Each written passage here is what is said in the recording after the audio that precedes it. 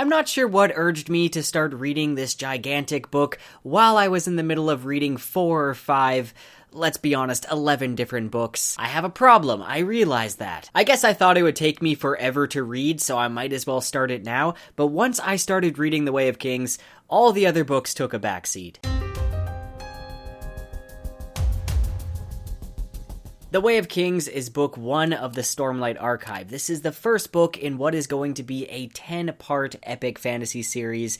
I can already tell you it's going to be a classic in fantasy literature. Brandon Sanderson has written something very special here, and I'm gonna go ahead and recommend it right off the bat because it's awesome. And now I'm halfway through the second book, Words of Radiance, and I can safely tell you that it only gets more awesome. Now, if you don't know, Sanderson has created a fictional universe called the Cosmere, which basically connects all the worlds in his different series together in a very subtle but satisfying way. Picture the Marvel Universe, how they have crossovers. It's kind of like that, but a little bit more sneaky. I was first introduced to Sanderson's Cosmere by reading the Mistborn trilogy, and I think that's a great starting point, but when I started reading the Stormlight Archive, to me it feels like Sanderson's main series. He's even said himself that this is the grand epic he's been wanting to tell for many years. Let me just start off by saying this is one of the most difficult reviews I've had to do. It's one of the reasons why I haven't posted a video in a few weeks, at least one of my excuses. I wanted to write something that does this book a little bit of justice,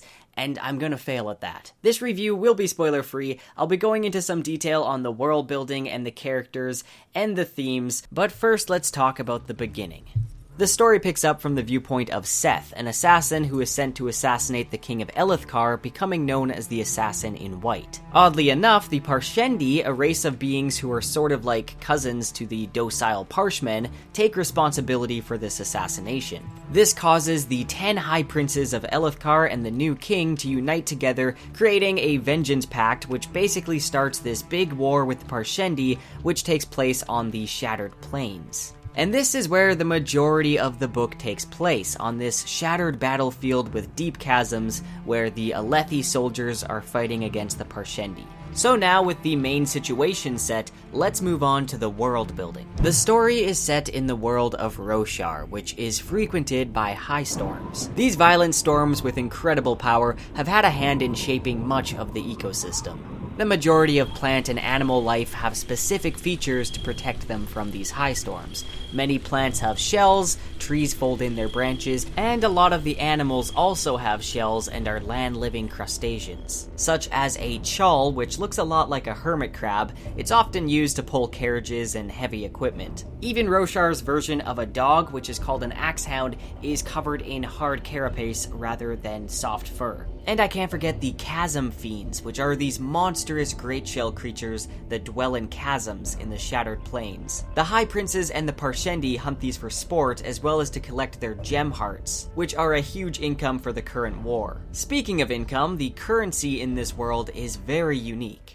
Now these high storms will mess you up, so there's really no other choice but to take shelter during these. And when a high storm rolls in, it infuses these gemstones with stormlight, and obviously stormlight is a very important aspect of this book. These gemstones are put into glass spheres and act as the currency system in this book, and I have to say, it's one of the most unique currency systems I've read. These spheres glow with stormlight, so a lot of people end up using them for mundane things, like reading light or lighting lanterns, and there's many other uses which I won't get into. But like I said, it also acts as the currency, with different gemstones having different values. Now this world has a vast history, it has myths and legends. Actually, much of things have been forgotten though, but one particular thing in the history of Roshar is that the world went through these cycles where these cataclysmic events known as the Desolations would occur. And to combat these Voidbringers, which would appear with the Desolations, there arose a military organization made up of different orders called the Knights Radiant. These knights wore shard plate and carried shard blades. These are powerful relics that make them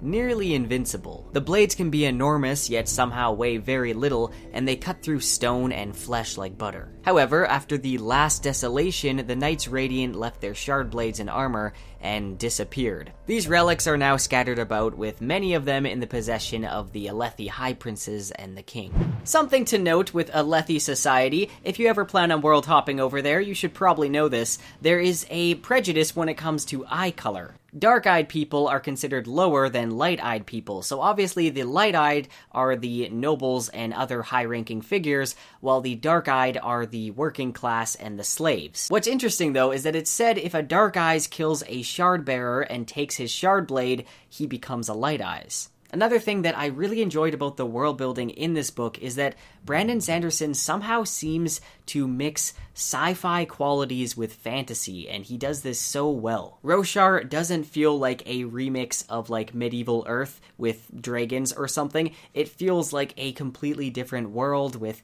different plant life and different animals and different customs, and I think he is so good at world building. And while I found the world building to just be spot on, I don't think it detracted at all from the storyline and from the characters, which I'll be talking about next.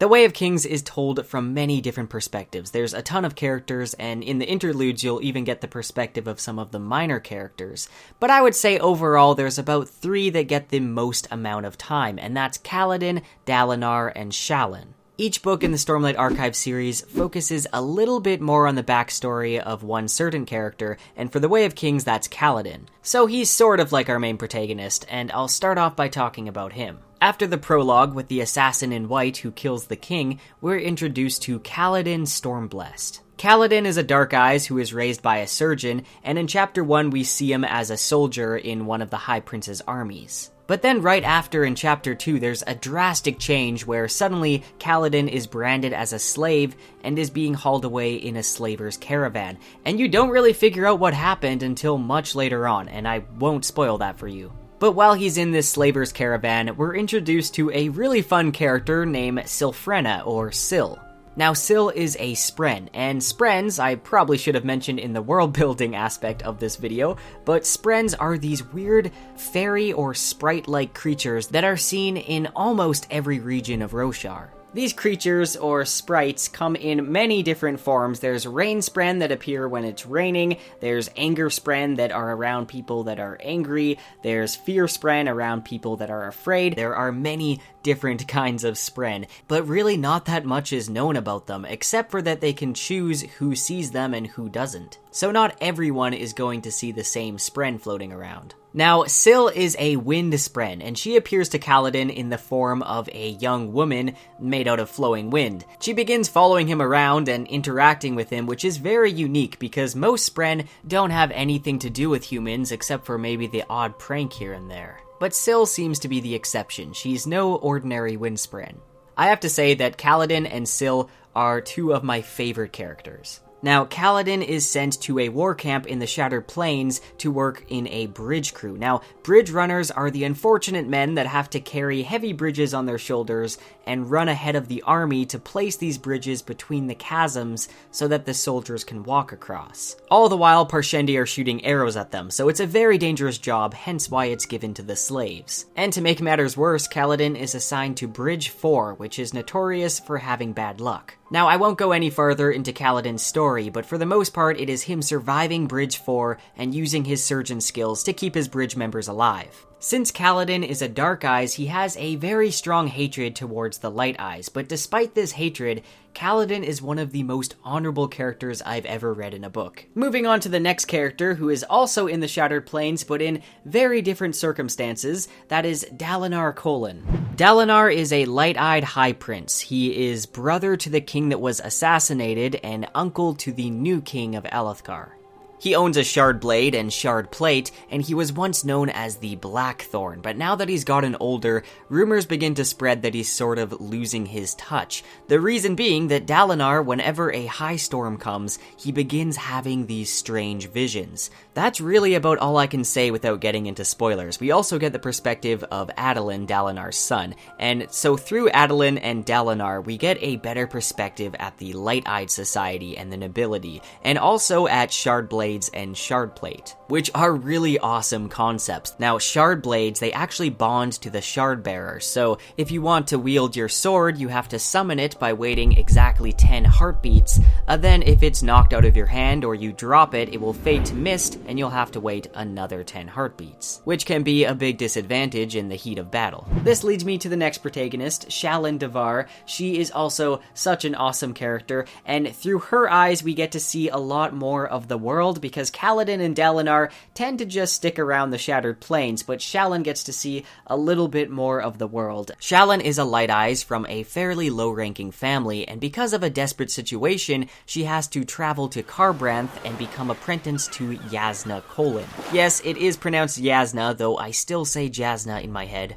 Now, Yasna is a famous scholar and heretic. The relationship between apprentice and teacher here has a lot of depth, and I really enjoyed all the dialogue between Shalyn and Yasna. They're just so enjoyable to read. Now, Shalyn is extremely naive, and she has a ton of internal conflict going on, which really adds to the suspense. Through these two, we learn a lot about mythology and religion and the history of Roshar, as well as the customs between the sexes. So in Alethi society, there's certain things that they consider more masculine and more feminine. For instance, males eat more spicy food and females eat more sweet food. It's also considered more of a feminine art to read and write, so most males can't do that. Another cultural tradition is that women cover up their left hand, which is called a safe hand, because apparently it's obscene to have that safe hand uncovered. Another thing about Shalyn that I can't forget to mention is that she is very skilled when it comes to drawing with charcoal. The book actually contains a lot of her artwork, which I can really appreciate because I love artwork in books, and especially a big fantasy book like this, it's not something I would have expected. Now, moving on to themes in this book, there are some obvious ones. There's racism when it comes to the Dark Eyes and the Light Eyes, as well as how they treat the Parshmen. There's also a lot of dealing with trauma and dealing with depression. The character progression for all of Bridge 4 basically comes down to overcoming their past. That's definitely a big theme in this. Also, just the main cast, the majority of the main cast, like Kaladin, Shalyn, Dalinar, Adolin, even Renarin, they all deal with overcoming self-doubt and dealing with self-doubt. Honor is also a big theme in this book, mostly seen in Kaladin and Dalinar. I've never read a book where honor has felt so tangible. Overall, I highly recommend this book. I really think Brandon Sanderson is going to be known as one of the great fantasy writers, so don't let this mammoth of a book intimidate you. It actually reads really fast. I didn't want it to end, even though I knew I had 2 other books on my shelf. I wanted this one to continue and to last longer, so don't be intimidated by the size of this book. And if you have read the book, let me know if you're interested in this video idea. I want to make like a summary video, almost chapter by chapter, just so that people who have read the book but don't want to reread it can be reminded of some details that they might have forgotten about. I know that I'm probably going to rewatch it myself just so that I'll remember some things when I go on to read the next 10 books in the series. Of course, I'll have all the fun fan art that I include in reviews and whatnot, and I think that would just be a really fun video. It might be a bit longer, but at least it wouldn't take as long as rereading the book. I'll also be making a bunch of Stormlight Archive lore videos and theory videos once I get caught up with Oathbringer. By the way, I got a signed copy of Oathbringer. I'm so stoked about that. Anyway, thank you guys for watching. Make sure to hit that like button and subscribe. Hit the bell icon if you want to be notified for my next video, and I should have another video up pretty shortly.